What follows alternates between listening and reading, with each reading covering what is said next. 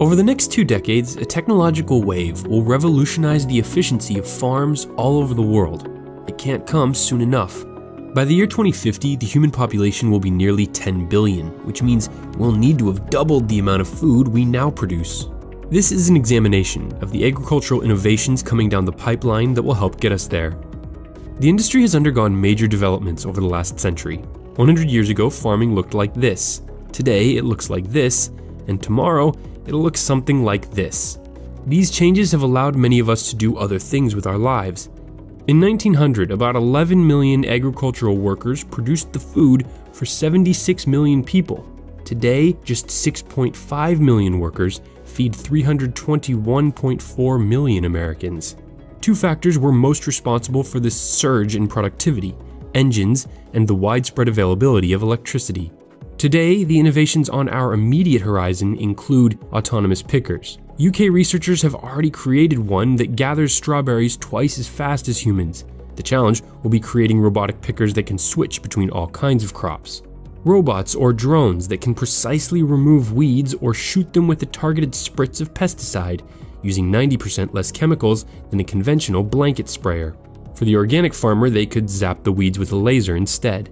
This could have a big impact. The UN estimates that each year, between 20 and 40% of global crop yields are destroyed by pests and disease. Tiny sensors and cameras will monitor crop growth and alert farmers on their smartphones if there's a problem or when it's the best time to harvest. The Bonnie Rob can take a soil sample, liquidize it, then analyze its pH and phosphorus levels all in real time. As a proof of concept for all this autonomous farming technology, researchers at Harper Adams in the UK plan to grow and harvest an entire hectare of barley without humans ever entering the field. Companies like Agrobotics have already commercialized software that analyzes drone-captured infrared images to spot unhealthy vegetation. Then, like a real-life game of Sim Farmer, the grower is alerted on their device when a troubled area is identified. Machine learning is regularly improving the system's ability to differentiate between varieties of crops and the weeds that threaten them.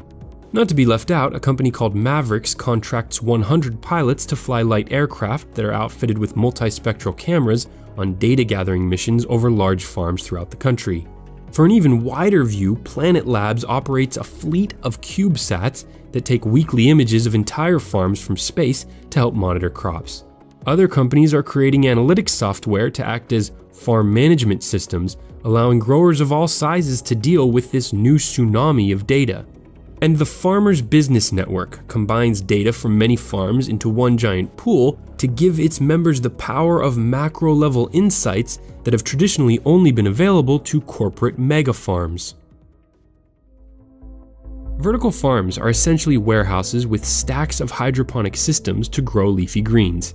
They're sprouting up in cities all over the world where fresh produce and land is scarce. The key obstacle here is the cost of energy and the toll using a lot of it takes on the environment.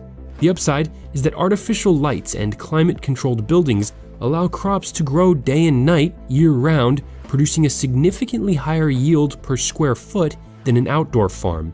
For now, though, only expensive leafy greens like lettuce or herbs like basil have proven profitable in the vertical system. And the jury is definitely still out on whether this is truly an environmentally friendly technique. One possible solution is to use blue and red light wavelengths to optimize photosynthesis and turbo boost growth, a technique tested by researchers at Project Growing Underground, an experimental farm operating in old World War II bomb shelters underneath London.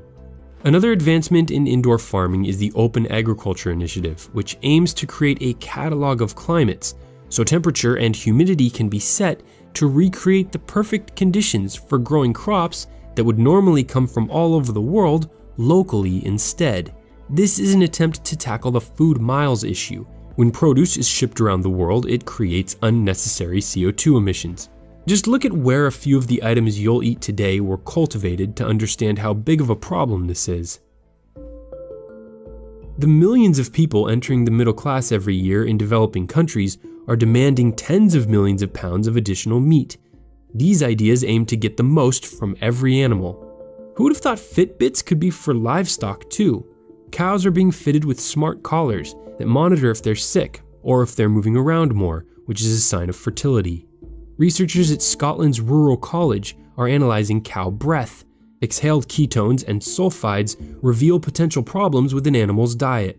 Thermal imaging cameras spot inflamed udders to provide earlier treatment to combat a bacterial infection known as mastitis, one of the costliest setbacks in the dairy industry. 3D cameras quickly measure the weight and muscle mass of cattle so they're sold at their beefiest. Companies have even begun positioning microphones above pig pens to detect coughs, giving sick animals the treatment they need a full 12 days earlier than before. Less antibiotics are used if fewer animals become ill for shorter lengths of time. And a system of just 3 cameras developed by researchers in Belgium tracks the movement of thousands of chickens to analyze their behavior and spot over 90% of possible problems. Here's a stat that I found eye-opening. Consumption of farmed fish has now surpassed our consumption of beef, and researchers are working to increase the types of fish that are raised. Aquaculturists at the Institute of Marine and Environmental Technology in Baltimore are developing an artificial ecosystem that mimics ocean conditions so that saltwater fish farms can be built inland. This would allow millions of landlocked people to be able to enjoy fresh fish instead of consuming frozen fish grown or caught on the coast that have to be shipped thousands of miles in refrigerated trucks that use a lot of energy. The most exciting thing about this experimental fish farm is that it's actually a closed system that creatively uses 3 sets of bacteria in different ways so it doesn't produce any waste and even powers itself. This is the world's most sustainably produced fish. The system is completely and fully contained. There is zero interaction with the environment. There is no waste. It's zero waste goes back to the environment, which is the big problem with aquaculture today. This revolutionary technique could be critical for saving species in the wild, like rapidly depleting bluefin tuna populations without curbing the appetites of sushi lovers like me.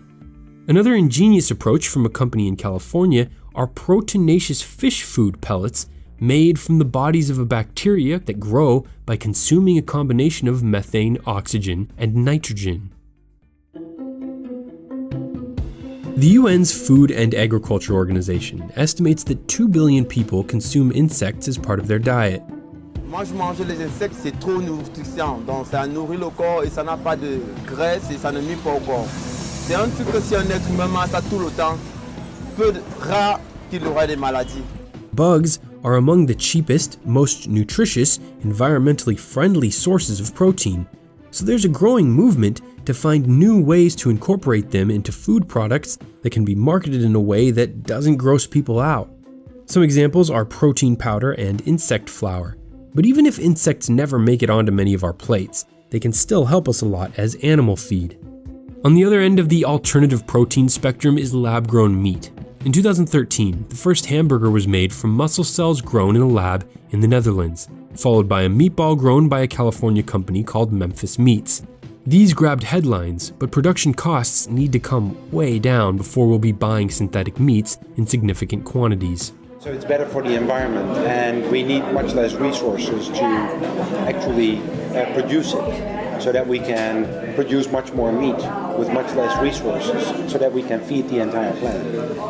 And we'll probably look back at this time as sort of barbaric, that we still killed animals and used animals to such a degree for our meat consumption.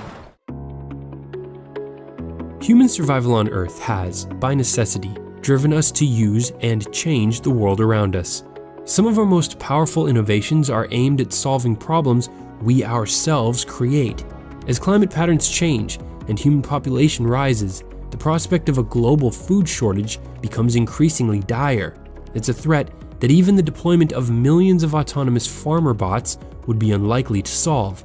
But where man-made machines may fall short, bacterial machines may very well prevail, bringing me to the technology that can continue to deliver the biggest increases in crop yield: genetic modification.